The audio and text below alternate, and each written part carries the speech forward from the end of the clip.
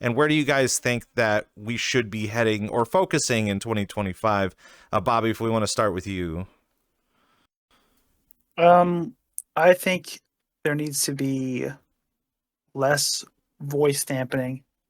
I'm not a big fan of voice dampening. I feel like if you're there, I mean, there's one of two reasons that I've seen people go to events. Well, I guess there's more than two, but two main ones that I would seem to have experience with. One of them is going to like an event and just drinking and hanging out with your friends.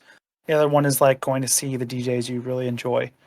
And so I feel like if you curate an event space like properly, I think you wouldn't need to have like voice dampening, especially if you like want to talk to all your buddies, like if you want to like jump around or you really like the DJ that's playing or something. I don't know. I have a hard time hearing people, as everybody I've ever talked to knows. So voice dampening is kind of a difficult thing. And then secondly, I would say stop making venues so big. Currently, we're capped to 80 people, and so if you make a venue the size of a football field, even if you're capped with a 1,000,000-person queue, your venue is going to look empty. That's probably only for like photographers and like a stream camera where it would really matter.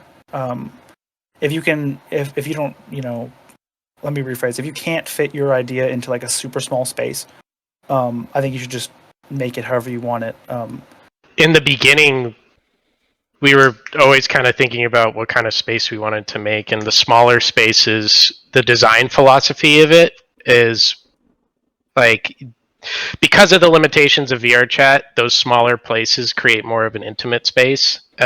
Makes it feel like it's more of a live show when you go out to a club or an event where everybody's packed together.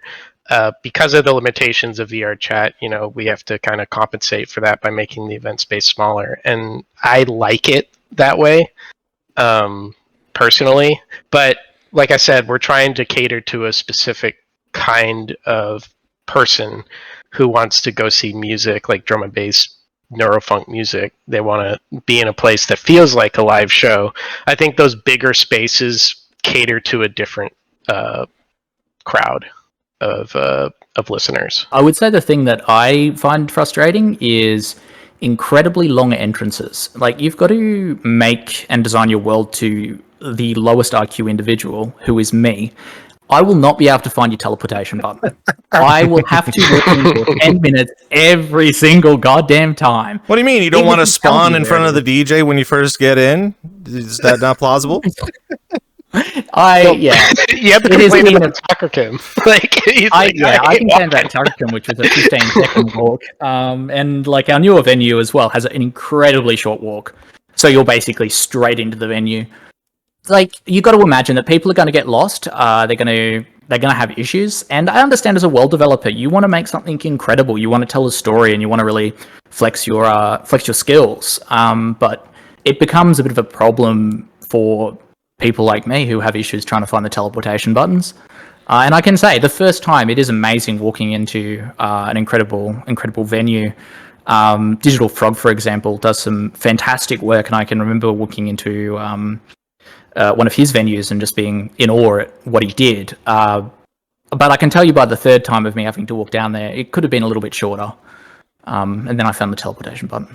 But yeah, that's what I would say really is an issue. But the big venue problem is going to be an issue until we have the hardware and the VRChat updates and gives us more people in a venue. So I would say that that's probably the biggest issue. But yeah, world creators, if you can shorten your walk-in lengths for venues, I would very much appreciate that.